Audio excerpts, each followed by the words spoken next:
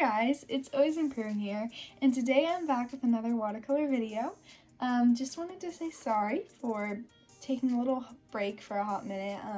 I was on vacation and I was also really stressed about my AP exams, so any free time I had was spent on that. Luckily, I do have a little bit of footage that I will show in the next week, I believe, including this video from vacation. Just on that trip, I didn't really have time to edit and to add voiceover and to focus on all of the video making and post making process along with my schoolwork. So that's why I had a small pause in my production, but otherwise, I'm back now, and the first thing I want to share with y'all is this small watercolor portrait, which was really fun and kind of inspired by that whole vacation thing.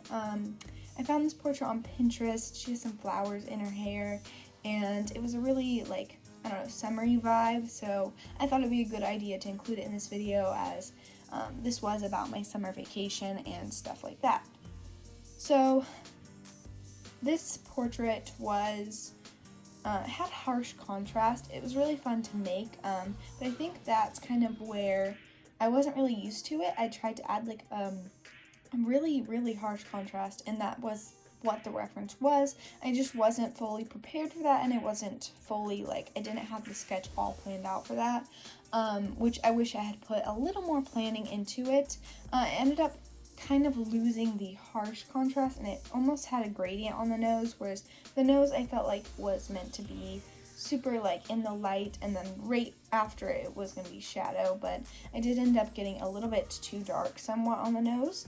But otherwise, I really liked how this turned out, and I was able to get a nice definition on all the other features, and I was able to kind of let shadow and let the form kind of take the painting. I wasn't focusing on all the details. I was focusing on what I saw, and I was focusing on the shadows and the light, and then also the color and the color temperature, and I thought it just kind of worked to produce a painting that had an overall theme, a nice joyful yellow kind of tone to it, and I really liked how it turned out and ended up looking. I was even able to kind of fix my problem of contrast with some more layers and some more detail work near the end of this painting, so I was really happy about that. So as I said, I kind of fixed up that contrast issue. I added buff titanium to this, so it was more opaque, and I was able to kind of reclaim those highlights. And then some of the details I added were, again, just deepening that contrast, adding more shadows, things like that.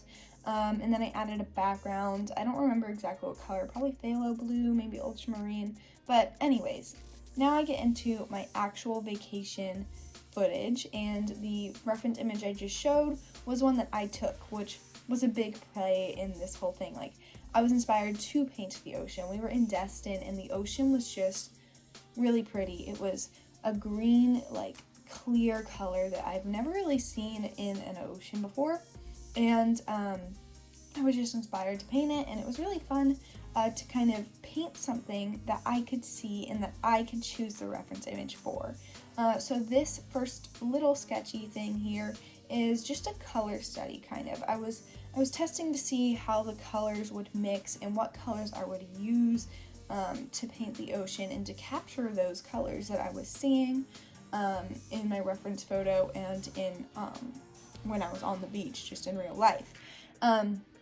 So the main thing that I took from this color study was the difference in between the ocean and the sky, and how the sky was more of an ultramarine color and the ocean was a really greeny blue, and I wasn't sure how to capture that, so that's what I was working on. I also kind of discovered how to paint the sand a little bit, although it wasn't great in this first attempt, but I did learn how to create a little bit more texture in it. And then I got to actually paint on the beach, and so I don't have footage for that, unfortunately, but that photo right here, this is what I painted on the beach, and it was really fun to do, and I think I was able to get a little more detail into it, and a little bit more of the highlights. I was able to save those a little bit more than I had in the original color study. Both of those two pieces, however, helped prepare me for the final thing that I wanted to make, which was a bigger, more finalized and detailed version of the ocean and of what I saw. So I did get to, again, take this reference photo. This was my own photo, which was really fun, and it was fun to play with like compositions and choose which one I wanted. But anyways, the first thing I did in this process was sketch it all out and just sort of make sure I had the areas that I didn't want paint in at first to be covered. For example, I blocked out highlights in the ocean and where the waves were, and I also blocked out those clouds, and I also denoted some of the shadows, and of course I wanted to make sure I knew where the horizon line would be and things like that. It was really nice to just make sure I had a strong foundation for this painting. But let's see, the first thing I painted was the sky, and again I used French ultramarine mainly for the sky. All of these are my Daniel Smith paint from my it's all Daniel Smith palette actually, which I really like. But anyways, so I used French ultramarine for the sky and phthalo blue along with Payne's gray for the ocean, and that was really fun. And for the sand, I actually got to use buff titanium, which I've heard is a great granulating watercolor for the sand, and I do think it turned out really well.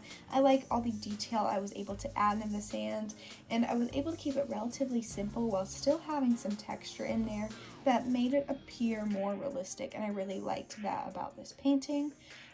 Let's see, for the ocean, since I was able to really get that color study out of the way and know what colors I wanted to use, I could focus on value, which is one of the most, if not the most important aspect of painting, and the values that I saw in the reference photo, I really tried to translate into my painting. For example, how the sky went from a darker blue to a lighter blue at the horizon, and it was kind of reflected in the ocean as well, where the horizon was much darker for the ocean, followed by lighter and then darker, and then it slowly transitioned into a lighter sort of green color. And so in the ocean, I really focused on that horizon being dark, and then there was, honestly, I don't really know what this is, maybe the sandbar or something, but in the photo that I referenced, there was like a lighter strip in between the horizon and the rest of the ocean, so I wanted to kind of emphasize that as well. Let's see, the next thing that I really wanted to emphasize about value was the waves. So on top of the waves, it was lighter.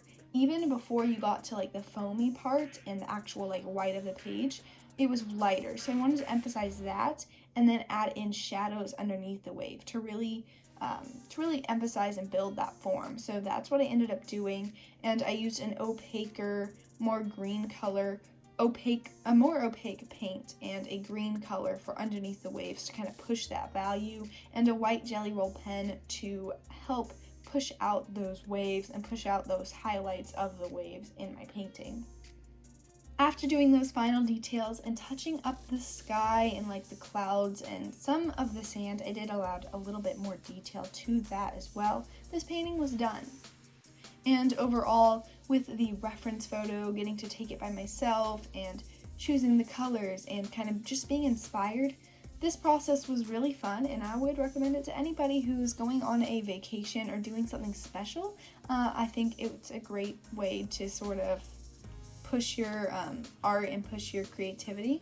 But anyways, I just wanted to say thank you for watching this video, and I'll be back with my regular uploads, hopefully twice a week. And again, thank you so much, and I hope you have a great day. Bye!